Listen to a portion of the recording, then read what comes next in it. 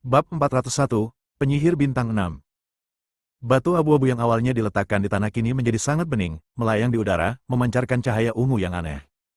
Jangkauan cahaya ungu terus meluas, dan segera mencakup area seluas ratusan meter.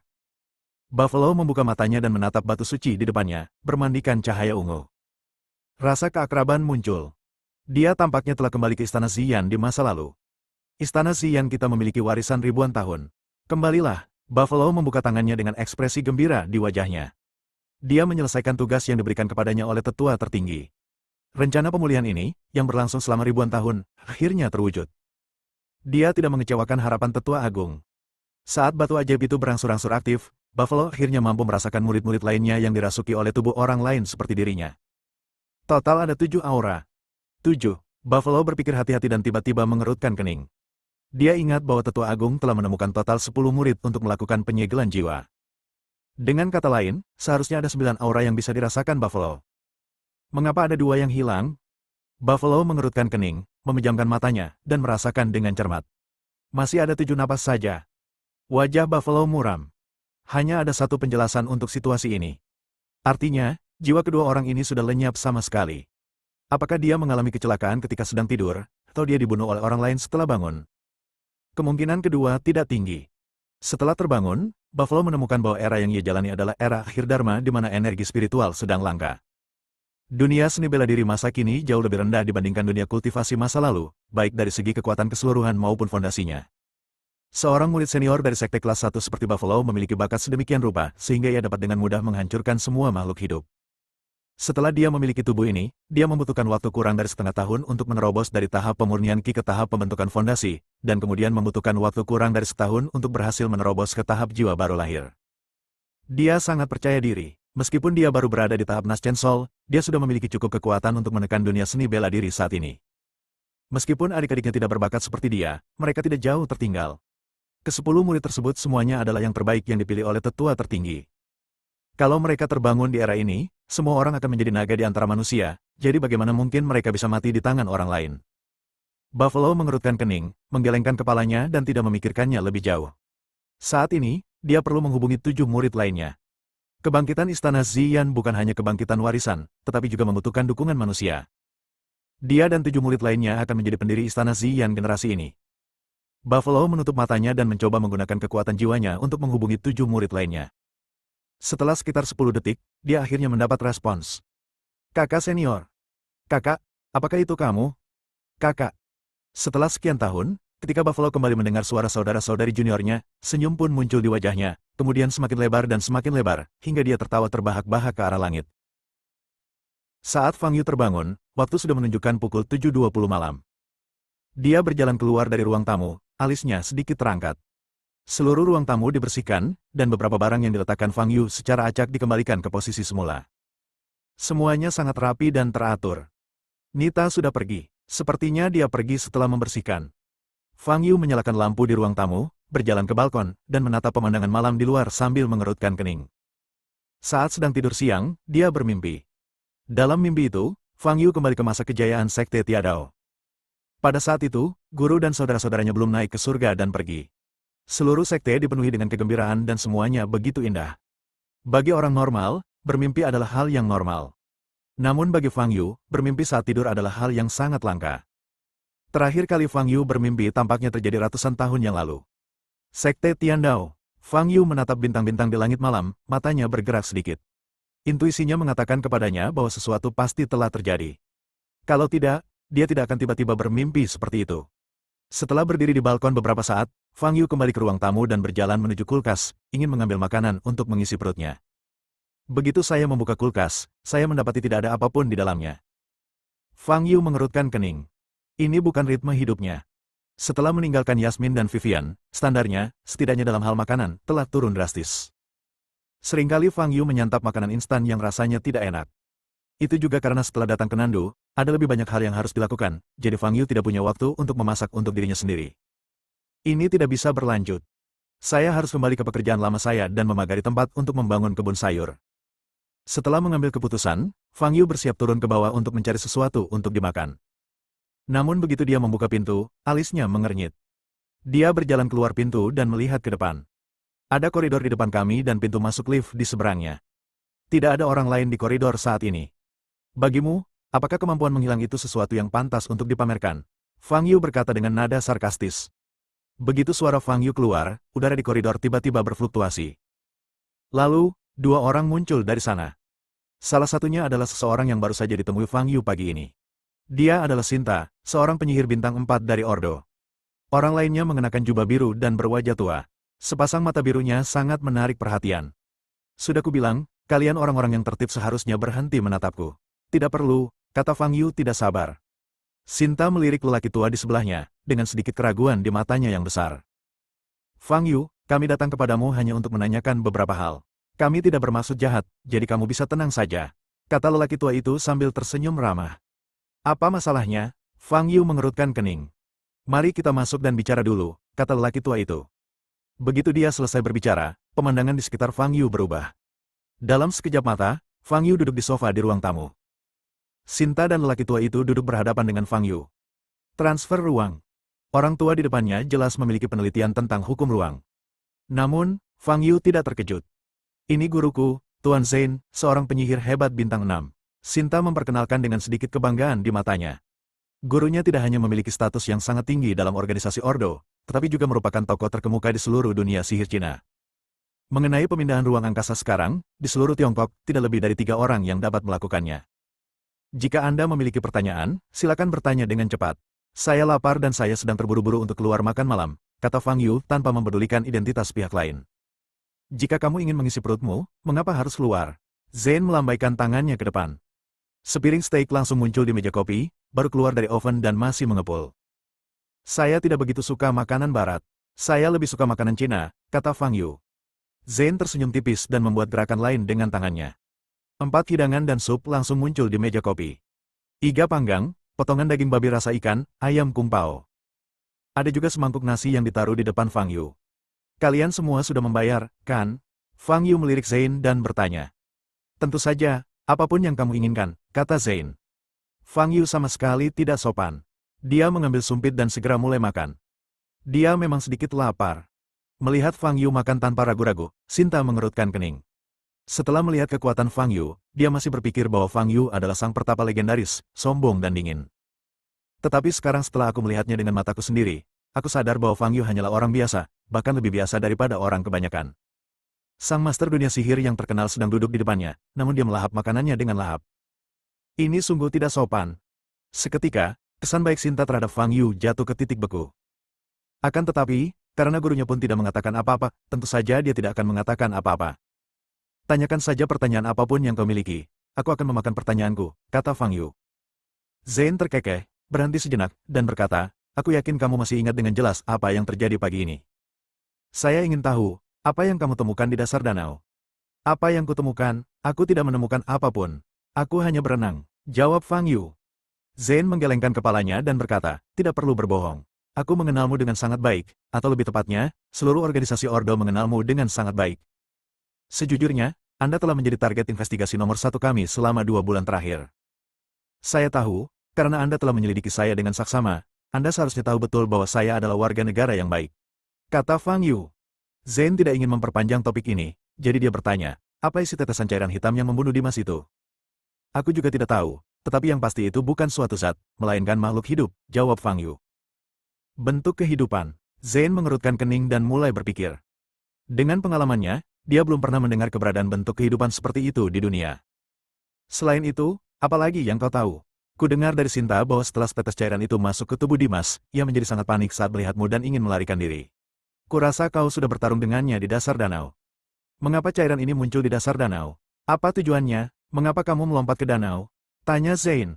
Aku tidak tahu. Fang Yu menjawab dengan santai. Kau, Sinta tak kuasa menahan diri untuk bicara saat melihat sikap santai Fang Yu.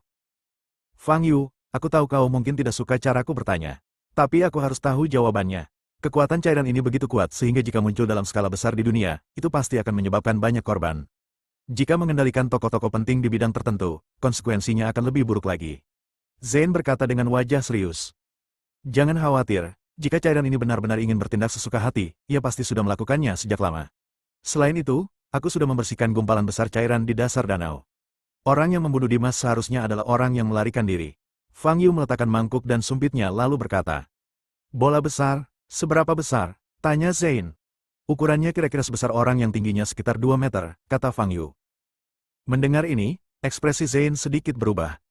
Sinta, yang berdiri di samping, tampak terkejut. Setetes cairan sekecil itu dapat membunuh Dimas dan mengalahkannya dengan mudah. Bagaimana Fang Yu berhasil menghilangkan massa cairan sebesar itu? Sulit dipercaya. Bab 402, Playboy. Apakah kamu tahu dari mana asalnya? Zane terus bertanya. Mereka semua pasti berasal dari kelompok etnis tertentu. Dari sebutan mereka, sepertinya ada pemimpin yang bernama Raja Abadi, kata Fang Yu. Raja Abadi, wajah Zane berubah. Apa kau pernah mendengarnya? Fang Yu tercengang dan bertanya. Ya, Zane berdiri, wajahnya serius, dan berkata, saat aku baru mulai belajar sihir, guruku pernah menceritakan sebuah legenda kepadaku. Setelah setiap makhluk mati, sisa-sisanya akan terkubur di bawah tanah. Sebagian besar dari mereka perlahan akan berubah menjadi abu, beberapa akan berubah menjadi fosil. Dan sejumlah kecil, karena kebencian mereka yang besar terhadap kematian, akan bangkit kembali seiring berjalannya waktu. Dan menjadi monster yang sangat ganas. Bukankah ini makhluk bawah tanah? Fang Yu mendengarkan cerita Zane dengan penuh minat. Dia juga ingin mengetahui seperti apa pandangan dunia orang-orang saat ini. Monster-monster ganas ini dibangkitkan di bawah tanah dan bertahan hidup di bawah tanah. Mereka jarang muncul di permukaan. Seiring berjalannya waktu, mereka melahirkan sebuah suku. Nama kelompok etnis ini adalah Klan Abadi, kata Zane. Berapa tahun yang lalu para dewa muncul? Tanya Fang Yu. Zane mengerutkan kening, seolah mengingat sesuatu, lalu menjawab, menurut guruku, itu muncul sekitar 2000 tahun yang lalu. 2000 tahun yang lalu? Fang Yu belum pernah mendengarnya. Periode itulah Fang Yu paling tertekan dan dia tidak terlalu peduli dengan hal-hal di dunia luar. Namun, dari mana guru Zane mendengar tentang dewa? Fang Yu mengajukan pertanyaan ini. Zane menggelengkan kepalanya dan berkata, aku juga tidak tahu tentang ini. Dalam buku-buku sejarah yang telah kubaca, tidak ada yang menyebutkan tentang keberadaan klan abadi. Fang Yu mengerutkan kening. Jika ini benar, maka Zane sebagai guru tampak agak aneh. Kok dia satu-satunya yang tahu sejarah, sesuatu yang tidak diketahui orang lain. Dia bahkan dapat mengetahui waktu yang tepat kapan para dewa akan muncul. Ini tidak masuk akal. Kecuali guru Zane, seperti Fang Yu, telah hidup selama ribuan tahun dan telah menyaksikan keberadaan para dewa dengan matanya sendiri. Tetapi Fang Yu benar-benar tidak tahu apapun tentang para dewa. Apakah Anda, sang guru, masih hidup? Tanya Fang Yu. Dia meninggal bulan lalu pada usia 113 tahun, jawab Zane. Bagaimana dia bisa mengetahui hal-hal yang kebanyakan orang tidak tahu 2000 tahun lalu padahal dia hanya hidup selama 113 tahun? Mungkinkah dia hanya mengarangnya untuk bercerita? Tetapi makhluk-makhluk yang ditemui Fang Yu di bawah tanah, dan Raja Abadi yang mereka bicarakan, terdengar seperti nyata. Mustahil sesuatu yang Anda buat-buat bisa begitu akurat. Baru-baru ini, banyak prajurit yang kejam muncul di seluruh Huaibei. Setelah diselidiki, kami menemukan bahwa para prajurit yang telah kehilangan kemanusiaan mereka semuanya telah meminum pil hitam. Zane melangkah maju dan melanjutkan, dan pil hitam ini berasal dari beberapa orang misterius. Orang-orang ini tersebar di berbagai daerah perkotaan Huaibei, dan mereka membujuk prajurit lain untuk meminum pil tersebut dengan alasan meningkatkan kekuatan mereka. Aku tahu tentang ini. Orang yang mendistribusikan pil itu berada dalam kelompok yang sama dengan cairan yang kita temui hari ini, dan juga dari klan abadi, kata Fang Yu.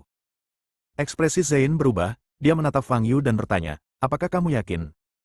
Fang Yu mengangguk. Apakah dewa abadi benar-benar ada? Bahkan Zane sangat terkejut saat ini, mungkinkah apa yang dikatakan guru benar-benar akan menjadi kenyataan? Apa yang dikatakan gurumu? Tanya Fang Yu. Dia berkata, para dewa suatu hari akan keluar dari bawah tanah dan kembali ke permukaan. Saat itu, mereka akan menguasai bumi dan menjadi penguasa baru. Zane mengucapkan kata demi kata, matanya agak ngeri. Oh, Fang Yu mengangkat alisnya. Memikirkan kejadian aneh yang terjadi di Huaibei baru-baru ini, alis Zane berkerut semakin dalam. Terlepas dari benar atau tidaknya legenda tersebut, yang pasti memang ada suatu kekuatan di Huaibei yang telah bergerak secara rahasia akhir-akhir ini, dan tampaknya suatu peristiwa besar sedang terjadi. Sesuatu harus dilakukan. Jika tidak, akibatnya akan mengerikan. Zane merasa semakin gelisah. Setelah berpikir sejenak, dia menatap Sinta dan berkata, kita harus kembali. Baiklah, Sinta belum pernah melihat Zane sebingung ini sebelumnya. Dia merasa tidak nyaman saat ini dan segera berdiri. Zane menoleh ke arah Fang Yu dan berkata, Fang Yu, kamu adalah satu-satunya orang yang pernah berhubungan langsung dengan para dewa. Bukan hanya apakah kamu bersedia membantu kami. Aku sibuk. Fang Yu menolak dengan tegas dan berkata, aku sudah memberimu begitu banyak informasi hari ini, membuktikan bahwa aku orang baik. Jika kau mengirim seseorang untuk mengawasiku lagi, Jangan salahkan aku karena bersikap kasar. Zane menatap Fang Yu, ingin mengatakan sesuatu tetapi menghentikannya. Kemudian dia berhenti berbicara dan mengulurkan tangannya ke depan. Wus! Dalam sekejap, Zane dan Sinta menghilang dari tempat itu. Piring-piring kosong di atas meja juga menghilang. Jika kamu menguasai hukum ruang, kamu dapat mengambil makanan sesuka hati. Mengapa aku tidak memikirkannya sebelumnya? Mata Fang Yu berbinar, dia kembali ke kamar dan mulai mempelajari sihir berbasis ruang.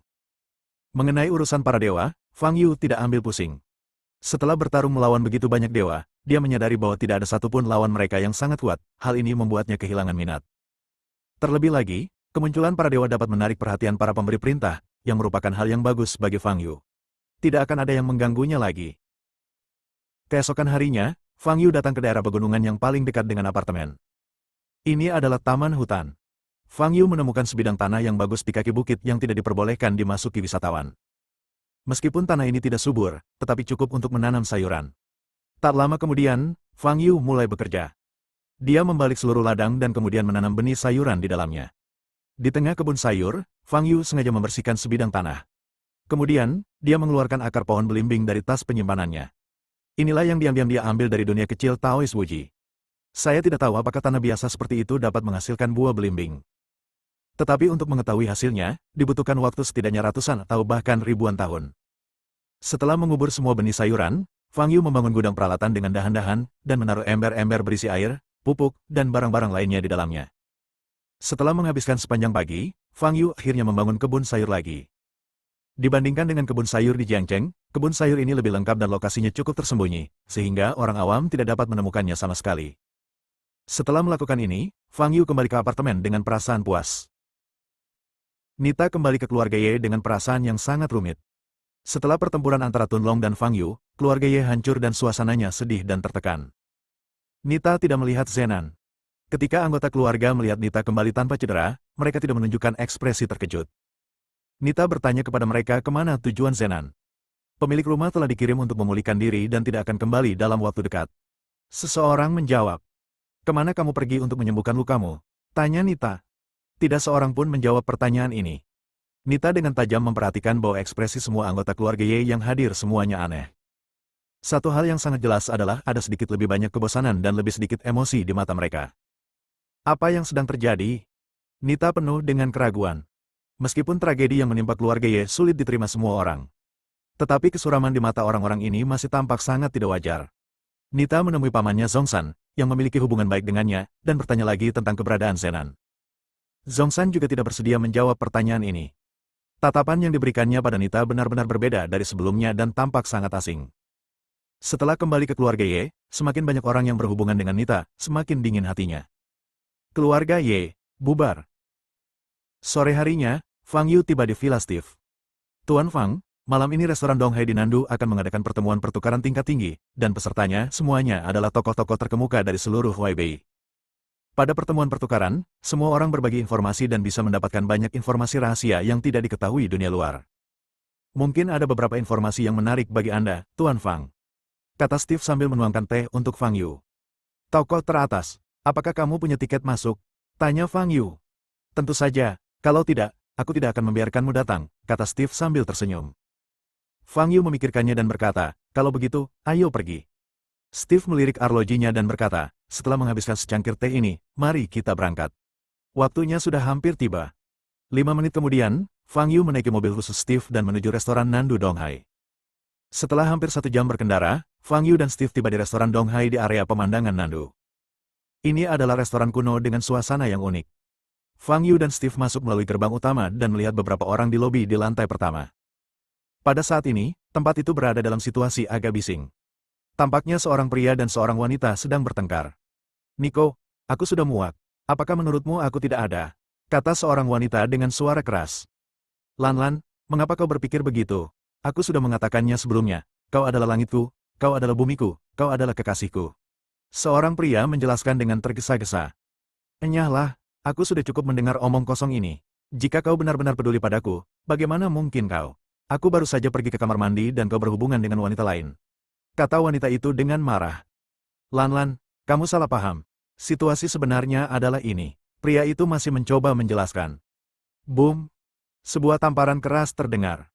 Kemudian, Seorang wanita cantik bergaun malam berjalan cepat keluar dari kerumunan, matanya merah, lalu berjalan keluar. Dan seorang lelaki tampan hanya berdiri di sana dengan ekspresi tak berdaya di wajahnya. Banyak orang mengenal pria ini dan tatapan mereka penuh dengan ejekan. Karena Nico adalah seorang playboy terkenal di Huaibei, wajar saja hal seperti itu terjadi padanya. Pada saat ini, Nico melihat Steve di samping Fang Yu dan berjalan mendekat. Tuan Muda Qin, apa yang membawamu ke tempat terpencil seperti Nandu? Nico berkata sambil tersenyum. Nandu adalah daerah perkotaan paling maju di Huaibei, tetapi Nico menyebutnya tempat kecil yang sepi. Saya di sini hanya jalan-jalan dengan teman-teman saya, Tuan Zhao. Jawab Steve. Nico menatap Fang Yu, matanya bergerak sedikit. Meskipun Fang Yu tampak muda dan memiliki temperamen biasa, dia tahu bahwa siapapun yang bisa menjadi teman Steve pastilah seseorang yang luar biasa. Nama saya Nico. Saya pemuda yang paling tidak menjanjikan di keluarga Zhao Huaibei.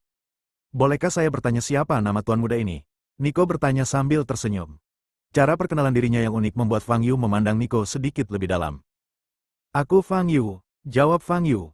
Ternyata itu Tuan Fang. Saya sudah lama mendengar tentang Anda. Ketika mendengar nama Fang Yu, sekilas ekspresi terkejut terpancar di mata Nico, tetapi dia segera menyembunyikannya, tertawa, dan memberi hormat kepada Fang Yu dengan tinjunya. Fang Yu hendak berbicara, tetapi ekspresinya sedikit berubah dan dia melihat ke arah lain. Tiba-tiba dia merasakan kekuatan ilahi. Kekuatan tertinggi ini sangat langka, dan kebanyakan orang tidak akan pernah dapat mengaksesnya seumur hidup mereka. Fang Yu dapat menggunakan kekuatan suci hanya setelah menyerap esensi naga. Mungkinkah itu? Mata Fang Yu terpaku pada sosok yang berjalan menuruni tangga. Bab 403, Keturunan Dewa. Orang yang menuruni tangga adalah pria asing. Dia memiliki rambut emas yang terurai di atas bekas luka di dahinya, kulit putih, dan mata kuning. Fitur wajahnya sehalus patung, dengan tepi dan sudut yang tajam, dan alisnya yang sedikit terangkat membuatnya tampak semakin garang. Dia menuruni tangga selangkah demi selangkah dengan sopan santun yang elegan, menarik perhatian banyak wanita di lobi di lantai pertama. Fang Yu menatap pria berambut pirang itu dan sedikit menyipitkan matanya. Kekuatan ilahi terpancar darinya. Auranya tidak kuat, tetapi cukup jelas. Aku tidak menyangka orang besar ini juga ada di sini. Nico menatap pria berambut pirang itu dan berkata dengan sedikit keterkejutan di matanya. Saat berbicara, Nico menoleh dan melihat Fang Yu menatap pria pirang itu, jadi dia berinisiatif untuk memperkenalkannya, ini adalah Pangeran Ares dari keluarga kerajaan Nordik di Eropa. Nama lengkapnya adalah Ares Nord. Status keluarga kerajaan Nordik di Eropa. Sama seperti status keluarga Tuan Muda Qin di ibu kota. Sangat berkuasa. Nico melirik Steve dan tersenyum bijaksana. Steve menggelengkan kepalanya sedikit dan berkata, analogi ini tidak tepat. Keluarga kerajaan Nordik telah berdiri di Eropa selama ribuan tahun, dan fondasinya jauh lebih dalam daripada keluarga biasa. Ya, itulah mengapa saya sangat terkejut bahwa Pangeran Ares akan muncul di pertemuan pertukaran di tempat kecil seperti Nandu. Kata Nico. Begitu Ares muncul, ia langsung menjadi pusat perhatian di ruang tamu. Banyak orang mengetahui status bangsawannya dan datang untuk berbicara dengannya. Ares menunjukkan senyum sopan namun sedikit acuh tak acuh di wajahnya dan mulai berbicara kepada orang-orang ini. Fang Yu melirik Ares selama beberapa detik, tetapi dengan cepat mengalihkan pandangannya. Ares. Ini adalah nama dewa perang dan kekerasan dalam mitologi Yunani kuno. Pangeran ini, dengan nama seperti itu dan kekuatan suci yang terpancar darinya. Cukup menarik. Tapi, itu hanya sekadar rasa ingin tahu. Nico telah berdiri di samping Steve, berbicara dengannya. Steve jelas sedikit tidak sabaran, tetapi didikan dan sopan santunnya yang baik memungkinkan dia mempertahankan sikap baik. Namun, topik Nico tidak ada hubungannya dengan Steve. Steve terus-menerus menjawab dengan terputus-putus. Setelah beberapa saat, Nico juga merasa bosan dan menoleh ke arah Fang Yu yang terdiam. Tuan Fang, saya belum pernah melihat Anda di Nandu sebelumnya. Dibandingkan dengan kegiatan Anda yang biasa, Anda pasti berada di Beijing. Nico mengangkat topik tersebut. Ya, Fang Yu mengangguk tanpa berkata apa-apa lagi. Anda pasti kerabat Tuan Muda Qin. Dan Anda masih sangat muda. Nico melanjutkan. Fang Yu tidak mengatakan apapun dan hanya mengangguk. Tetapi meskipun sikap Fang Yu begitu dingin, Nico masih terlihat antusias.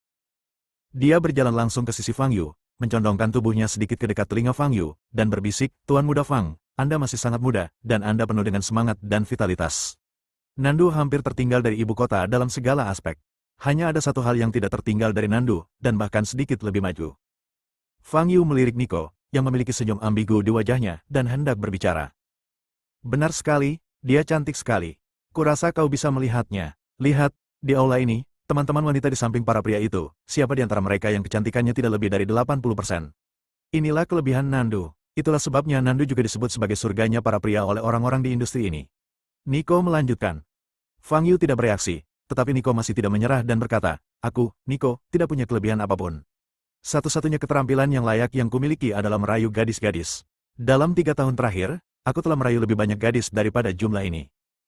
Nico mengulurkan tangannya dan menunjukkan 9 jari. 9, Steve mengangkat alisnya dan bertanya. Tidak, 90. Nico tersenyum bangga dan berkata, rata-rata, saya mengganti 30 pacar dalam setahun, sekitar 2 minggu sekali. Kami melihat kemampuanmu saat pertama kali datang ke sini, kata Steve bercanda. Haha, Tuan Muda Qin, Anda mungkin tidak percaya bahwa saya sengaja membuat keributan tadi. Nico menyeringai dan berkata, jika Anda ingin menyingkirkan seorang wanita dengan cepat, Anda harus menggunakan cara yang tegas. Kehilangan muka di depan semua orang bukanlah masalah besar. Steve benar-benar terdiam dan berhenti berbicara. Fang Yu menatap Nico dan bertanya, apa yang ingin kamu katakan? Saya hanya ingin mengatakan, jika Anda, Tuan Fang, tertarik pada salah satu wanita cantik di sini, saya dapat membantu Anda menghubunginya dan menjamin keberhasilannya. Nico menegakkan punggungnya dan berkata, bahkan jika gadis itu sudah ada yang punya, saya masih dapat membantu Anda untuk mendapatkannya. Fang Yu menggelengkan kepalanya dan berkata, aku tidak tertarik. Tuan Muda Fang, kita semua laki-laki, tidak perlu berpura-pura. Sepertinya Anda tidak percaya pada kemampuan saya. Baiklah, saya akan mencarikan wanita cantik untuk Anda sekarang.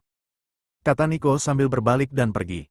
Setelah Nico pergi, Fang Yu menatap Steve dan bertanya, apakah kamu kenal dengan Nico ini?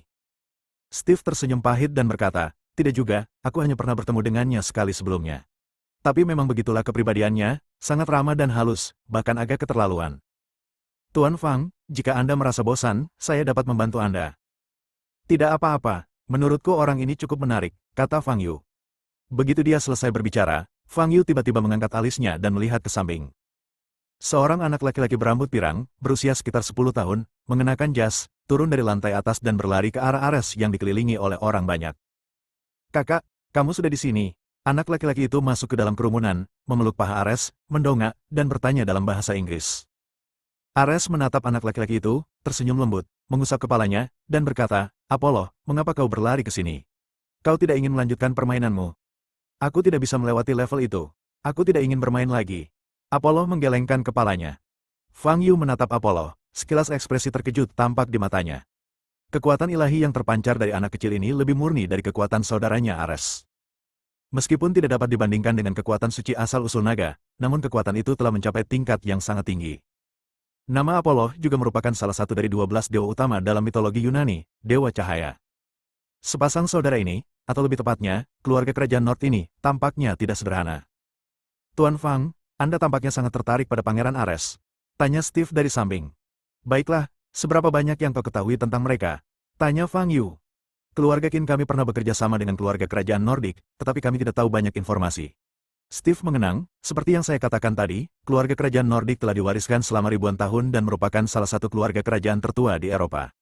Dalam 30 tahun terakhir, tepatnya, setelah ayah Ares, Pangeran Joyce, naik tahta, keluarga kerajaan Nordik telah berkembang lebih cepat daripada keluarga-keluarga yang baru muncul itu. Saat ini, keluarga kerajaan Nordik secara konsisten menduduki peringkat 3 teratas di Eropa. Selain informasi yang dangkal ini, ada hal menarik lainnya, yaitu, Pangeran Joyce, kepala keluarga kerajaan Nordik, selalu mengatakan bahwa keluarga mereka adalah keturunan para dewa dan mewarisi kehendak para dewa. Oleh karena itu, ia menamai kedua putranya dengan nama 12 dewa utama. Keturunan para dewa, Ares, Apollo. Setelah mendengarkan kata-kata Steve, Fang Yu menjadi lebih tertarik pada saudara-saudara itu. Terutama si anak kecil Apollo. Fang Yu dapat dengan jelas merasakan bahwa tubuh muda ini tampaknya mengandung kekuatan yang luar biasa kuat. Tepat saat Fang Yu menatap Apollo, Apollo tampaknya menyadari sesuatu dan tiba-tiba berbalik dan menatap Fang Yu. Kemudian dia menarik pakaian saudaranya Ares dan membisikkan sesuatu. Ares mengangkat matanya dan menatap Fang Yu, matanya yang berwarna kuning tenang, lalu dia berjalan ke arah Fang Yu. Halo, namaku Ares, dari keluarga kerajaan Nord. Ares tersenyum dan berinisiatif menyapa Fang Yu dalam bahasa Inggris. Saya Fang Yu. Fang Yu menjawab dalam bahasa Mandarin. Kenapa kau menatapku? Pada saat ini, Apollo di samping menatap Fang Yu dan berkata dengan wajah buruk. Menurutku kamu jelek, jadi aku memperhatikanmu beberapa kali lagi, kata Fang Yu sambil tersenyum. Kamu bisa bicara bahasa Inggris? Aku tidak mengerti bahasa Mandarin, kata Apollo dengan tidak sabar. Maaf, saya benar-benar tidak bisa bahasa Inggris. Fang Yu mengangkat bahu dan berkata. Ares tidak mengatakan apa-apa, tetapi hanya menatap Fang Yu, matanya yang dingin memancarkan semburat dingin. Steve, yang berdiri di sana, melihat ada yang tidak beres dan segera melangkah keluar untuk menenangkan keadaan. Dia berkata dalam bahasa Inggris, "Pangeran Ares, Pangeran Apollo, halo, sudah lama sekali kita tidak bertemu." Ares menatap Steve, tersenyum, dan berkata, "Tuan Qin, maafkan saya karena tidak menemui Anda sekarang." Steve hendak berbicara, tetapi Ares melirik Fang Yu dan bertanya, "Tuan Qin, apakah ini teman Anda?" Wajah Steve membeku, lalu dia menjawab, "Ya, dia adalah teman baikku." "Oh, sepertinya aku bersikap kasar. Maafkan aku," kata Ares dengan kelopak mata terkulai. Steve tidak tahu harus berkata apa untuk sesaat. "Kakak, kenapa kamu harus minta maaf padanya? Dia jelas teman baiknya, tapi kamu sangat kasar. Kamu selalu menatapku," kata Apollo dengan marah. Ares melirik Steve dan tidak berkata apa-apa. Steve tampak malu dan sedikit gelisah. Perilaku Ares jelas menunjukkan bahwa dia ingin Fang Yu meminta maaf padanya. Tetapi Steve tahu bahwa dia tidak punya hak meminta Fang Yu melakukan apapun. "Tuan muda Fang." Tepat pada saat ini, suara Nico terdengar. "Anda datang pada waktu yang tepat." Steve menghela napas lega dan menoleh ke samping. Nico berjalan ke arahnya dengan sosok cantik mengikuti di belakangnya.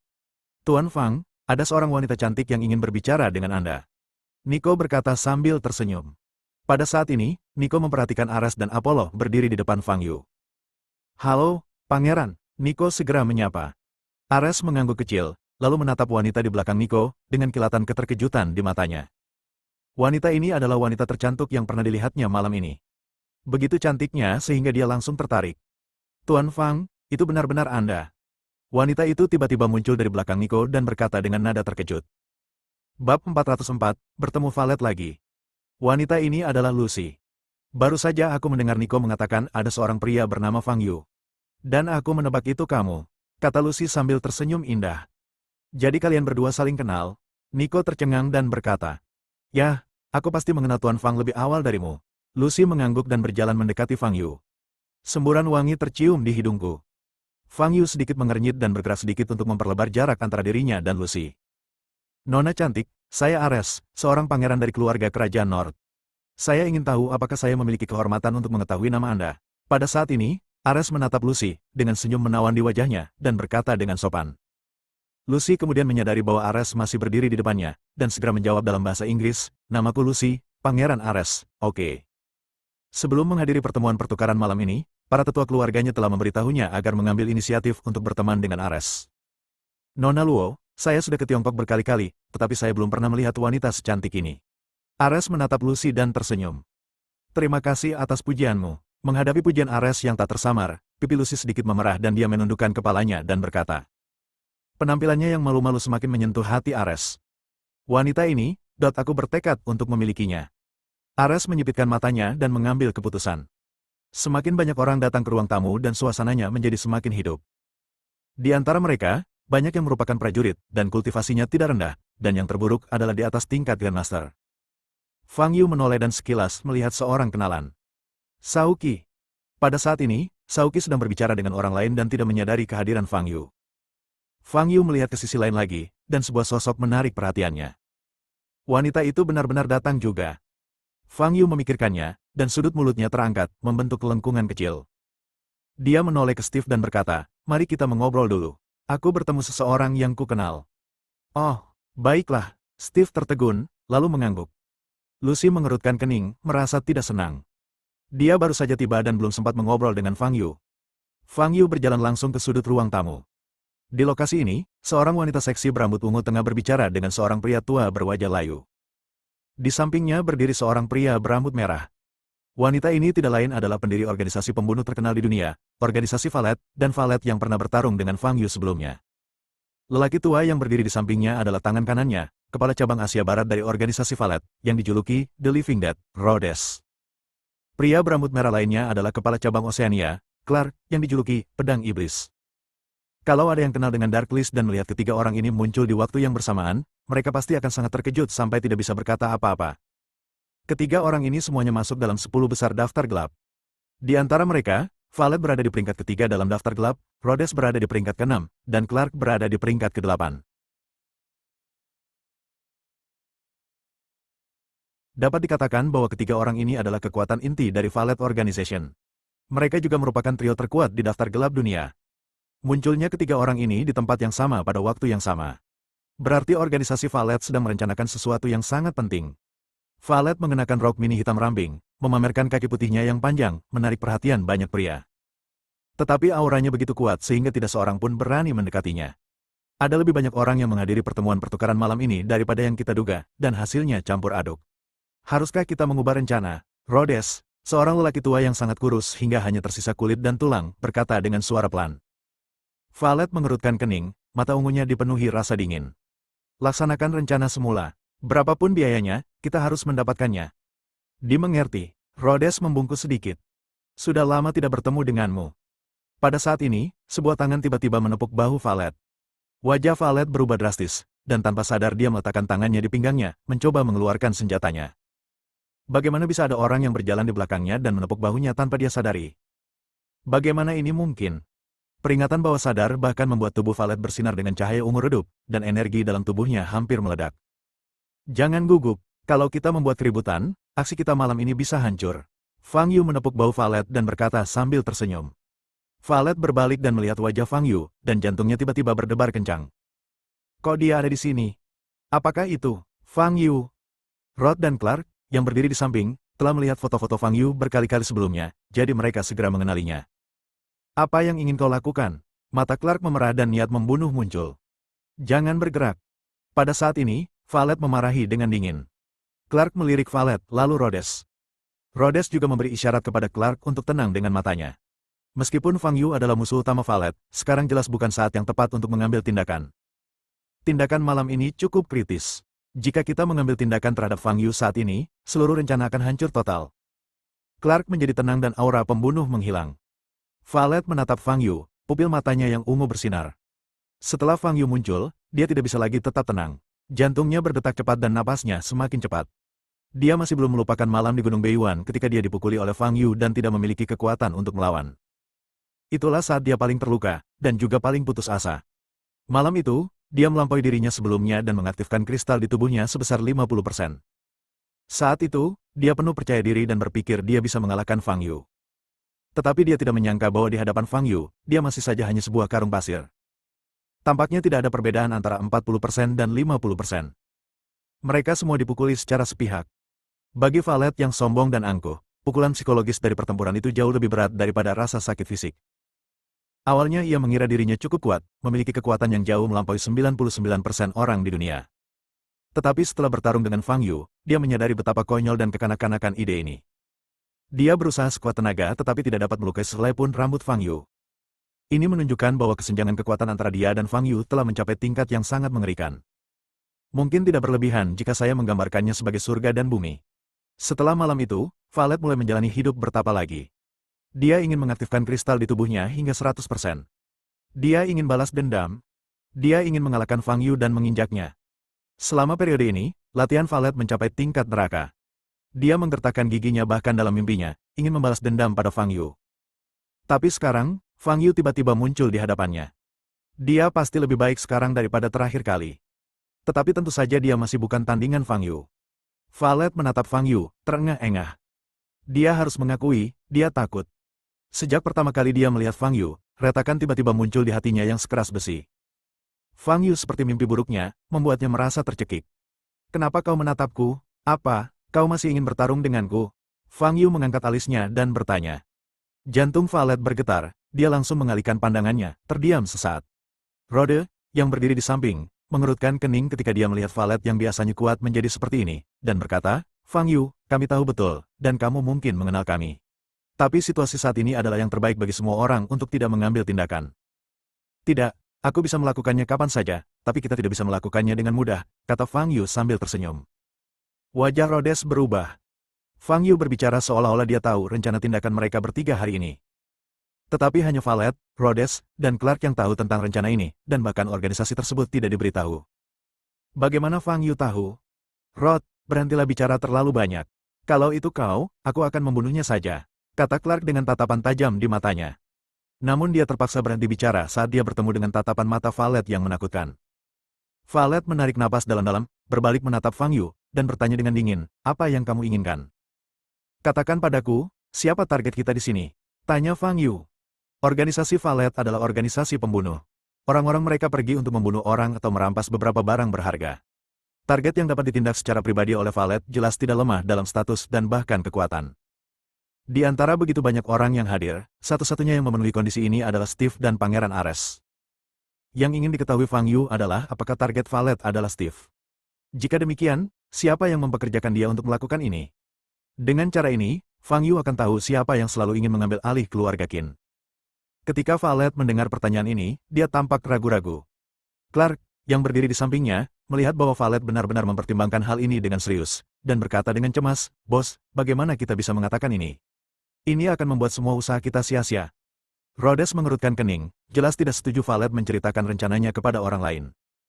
Tetapi Valet berpikir berbeda dari mereka. Dia tahu betul betapa menakutkannya Fang Yu. Jika Fang Yu marah, tidak perlu membicarakan tindakan atau rencana apapun. Kehidupan mereka bertiga akan hilang di sini. Aku tahu, ikutlah denganku. Valet akhirnya mengambil keputusan dan berbalik untuk keluar dari ruang tamu. Bos, wajah Clark penuh ketidakpercayaan. Operasi itu sangat rahasia sehingga bahkan kepala cabang lainnya tidak mengetahuinya. Namun sekarang, tepat sebelum aksinya dimulai, Valet akan memberitahukan rencana itu kepada orang luar, dan sekaligus musuh bebuyutannya. Apa maksudnya ini? Valet gila. Tetapi Valet hanya pergi begitu saja. Clark sangat cemas dan ingin keluar untuk menghentikan Valet, tetapi dihentikan oleh Rod di belakangnya. Bos pasti punya alasan untuk melakukan ini, jangan impulsif. Tetapi, wajah Clark menjadi pucat. Percayalah pada bos, kata Rhodes. Clark tidak punya pilihan selain diam dan tetap di tempatnya. Fang Yu mengikuti Valet keluar dari aula dan tiba di jalan sepi di samping pintu. Di sini cukup aman, silakan. Fang Yu berhenti dan bertanya. Valet menatap Fang Yu, menggertakkan giginya, dan berkata, target kita adalah Pangeran Apollo dari keluarga kerajaan Nordik. Oh, anak kecil itu. Fang Yu mengangkat alisnya. Tampaknya masalah ini tidak ada hubungannya dengan Steve. Ya, Valet mengangguk, tidak mau berkata lebih banyak. Apakah kau akan membunuhnya, atau apa? Jelaskan saja, kata Fang Yu. Kenal Apollo, kenapa kamu banyak bertanya? Valet mengerutkan kening. Karena aku ingin memastikan apakah aku berbohong. Fang Yu berkata sambil tersenyum.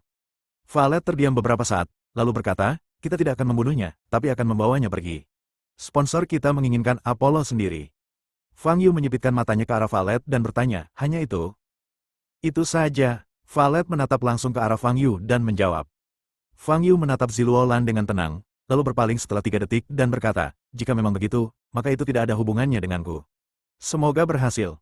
Tidak lama setelah Fang Yu pergi, Valet juga mengikutinya kembali ke aula. Dia segera melihat Apollo berdiri di samping Ares, menjilati es krim di depannya.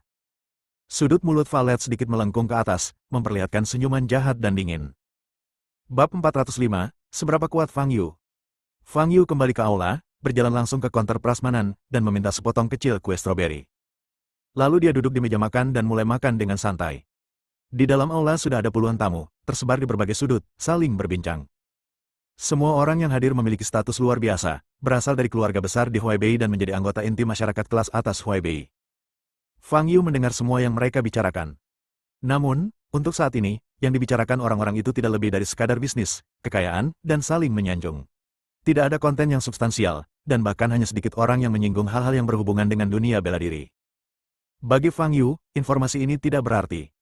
Namun perjalanan ini tidak sia-sia, kuenya terasa sangat enak. Hah, kamu sudah dewasa sekali, tapi masih saja makan permen. Pada saat ini, suara kekanak-kanakan terdengar di belakang Fang Yu. Apollo, pangeran kecil berusia 10 tahun dari keluarga kerajaan Nord, memegang piring dan duduk 2 kursi dari Fang Yu. Di piringnya ada 3 warna es krim yang berbeda. Apollo menggunakan sendok untuk menyendok gumpalan besar dan memasukkannya ke dalam mulutnya dengan ekspresi puas di wajahnya. Fang Yu meliriknya, lalu melihat ke suatu tempat yang tidak jauh. Saudara Apollo, Ares sedang berbicara dengan Rosie sambil tersenyum di wajahnya. Fang Yu melihat ke sudut lain aula. Rhodes, bawahan Valet, berdiri di posisi yang paling mudah diabaikan oleh kebanyakan orang, menatap lurus ke arah Apollo. Tampaknya mereka siap beraksi. Fang Yu memandang Rhodes dengan senyum di wajahnya. Rhodes memperhatikan tatapan Fang Yu, menoleh, dan melihat senyum di wajah Fang Yu. Ekspresinya langsung berubah. Mungkinkah, bos benar-benar memberitahu semua orang tentang rencananya? Memikirkan hal ini, Rhodes merasa sedikit bingung. Dia sangat percaya pada Valet, tetapi dia benar-benar tidak mengerti mengapa Valet melakukan ini. Bagaimana kita bisa memberitahu musuh tentang rencana aksi yang begitu penting? Bahkan jika kamu takut pada Fang Yu, tidak perlu melakukan ini. Kamu bisa berbohong saja, atau tinggalkan tempat ini dulu dan buat rencana baru nanti. Bos, apakah Anda sudah memberitahu Fang Yu tentang orang yang menjadi target? Wajah Rhodes terus berubah, dan dia bertanya dengan lembut melalui headset Bluetooth. Saat ini, Valet sedang berdiri di pegangan tangan di tepi luar lantai 2, memandangi kerumunan yang agak padat di aula di bawah. Baiklah, sudah kukatakan padanya, jawab Valet. Rhodes terdiam beberapa saat, dan bertanya dengan nada tertahan, Bos, mengapa Anda ingin melakukan ini? Bagaimana kita bisa ketahuan? Aku tahu persis apa yang kulakukan, dan aku juga tahu bahwa mengekspos target adalah hal terbodoh yang bisa dilakukan seorang pembunuh. Valet menarik napas dalam-dalam dan berkata dengan tenang, tapi aku tidak punya pilihan selain melakukan ini. Bos, bagaimana mungkin kita tidak punya pilihan? Paling-paling, kita bisa menghentikan operasi selama beberapa hari dan kemudian merencanakannya kembali. Tapi sekarang Anda telah secara langsung mengungkap targetnya. Jika Fang Yu memberitahu Apollo, atau jika dia ikut campur, kita tidak akan pernah memiliki kesempatan untuk mendekati Apollo lagi. Jika keluarga kerajaan North marah, bahkan organisasi kita akan menderita pukulan yang menghancurkan.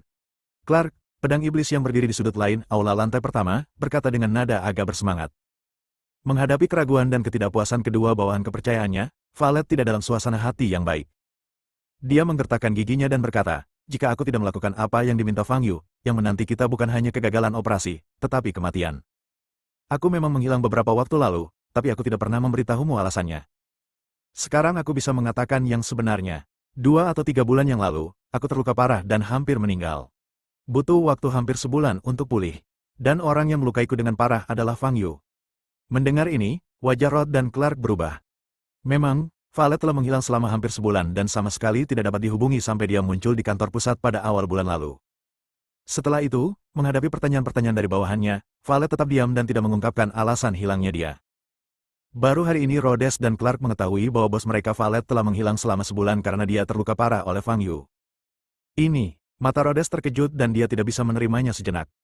Ketika Fang Yu tercantum sebagai target fokus utama, para pimpinan dari masing-masing cabang melakukan penelitian dan analisis terhadap Fang Yu, dan akhirnya menyimpulkan bahwa Fang Yu memiliki kekuatan yang mendekati pembunuh tingkat raja, atau bahkan melampaui pembunuh tingkat raja. Kekuatan pada level ini sudah cukup kuat, dan beberapa orang bahkan berpikir bahwa Fang Yu terlalu dibesar-besarkan. Tetapi sekarang, setelah mendengar kata-kata Valet dengan telinganya sendiri, Rhodes menyadari bahwa mereka masih sangat meremehkan Fang Yu. Siapa bos mereka, Valet? Peringkat ketiga dalam daftar gelap. Salah satu direktur tetap Asosiasi Pembunuh Dunia. Status dan kekuatannya sangat diakui di dunia bawah tanah. Banyak orang bahkan percaya bahwa Valet sudah memiliki kekuatan untuk menyaingi nomor 1 di daftar kegelapan. Pada daftar gelap, terdapat kesenjangan kekuatan yang besar di setiap 10 tempat. Semakin tinggi posisi seseorang dalam daftar, semakin jelas kesenjangannya. Kesenjangan antara peringkat ke-10 dan ke-9 dalam daftar gelap jauh lebih besar dari yang dibayangkan. Rhodes dan Clark keduanya berada di 10 besar daftar gelap. Tetapi bahkan jika keduanya digabungkan, mereka tidak dapat mengeluarkan 80% kekuatan Valet, yang berada di posisi ketiga dalam daftar kegelapan.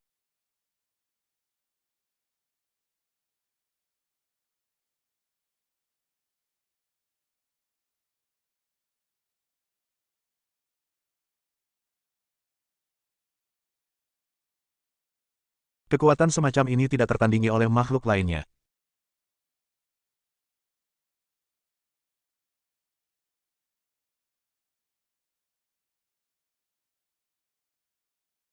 Oleh karena itu, semua anggota organisasi Valet akan patuh kepada Valet dan tidak akan pernah memiliki pikiran pemberontakan. Di antara mereka, Rhodes telah menyaksikan pertempuran Valet dengan matanya sendiri dan tahu betapa dahsyatnya kekuatan dan kemampuan sihirnya. Di hati Rhodes, Valet seperti dewi perang wanita. Tetapi sekarang, Valet mengatakan kepada Rhodes secara langsung bahwa dia bukan tandingan Fang Yu. Bos, kamu. Di sisi lain, Clark juga ketakutan dan tidak bisa berkata apa-apa. Valet terluka parah oleh Fang Yu. Mengingat sikap Valet terhadap Fang Yu sebelumnya, dan rasa takut yang tidak bisa disembunyikan di matanya. Bos, kenapa kau tidak memberitahu kami tentang ini sebelumnya? Kau sendiri tidak sebanding dengan Fang Yu, tapi kami punya orang-orangmu. Jika kita bekerja sama, kita pasti bisa mengalahkan Fang Yu. Kata Clark setelah tenang. Tidak, Valet menyela Clark dan berkata, tidak mungkin. Bahkan jika kita berlima, atau bahkan seluruh organisasi, bersatu, kita tidak akan sebanding dengan Fang Yu. Kau tidak bisa membayangkan betapa kuatnya dia. Valet selalu menjadi orang yang bersemangat tinggi, hampir sampai pada titik sombong. Membiarkannya memuji seseorang seperti ini lebih menyakitkan daripada membunuhnya. Namun, dia harus melakukannya sekarang. Dia harus memberitahu anak buahnya dengan jelas betapa berbahayanya Fang Yu. Kalau tidak, jika orang-orang ini memprovokasi Fang Yu lagi, mereka hanya akan berakhir mati. Bos, kau meremehkan kami. Aku, kata Clark dengan marah. Valet menarik napas dalam-dalam dan menyela Clark lagi, aku bisa katakan padamu bahwa aku sudah berusaha sebaik mungkin dan tidak menyakiti Fang Yu sama sekali. Jadi, kau seharusnya mengerti, kan? Petik 2. Mendengar ini, Rhodes dan Clark terdiam total. Jangan sebut-sebut Fang Yu lagi. Aku memang sudah memberitahunya tentang target itu, tapi sepertinya dia dan Apollo tidak punya persahabatan, dan mungkin akan ada sedikit gesekan. Selama kita tidak mengambil inisiatif untuk memprovokasi dia, kemungkinan besar dia tidak akan menghalangi tindakan kita. Jadi, semuanya berjalan sesuai rencana semula. Perintah Valet dengan nada serius. Petik 2. Ya, Rhodes dan Clark tersadar dan setuju. Namun setelah panggilan itu, emosi mereka bergulung-gulung seperti ombak. Valet berusaha sekuat tenaga namun tidak bisa menyakiti Fang Yu sedikitpun. Ini menunjukkan bahwa kesenjangan kekuatan antara keduanya sangat dibesar-besarkan. Seberapa kuat Fang Yu ini? Rhodes dan Clark tanpa sadar menatap Fang Yu, mata mereka dipenuhi keterkejutan dan kengerian.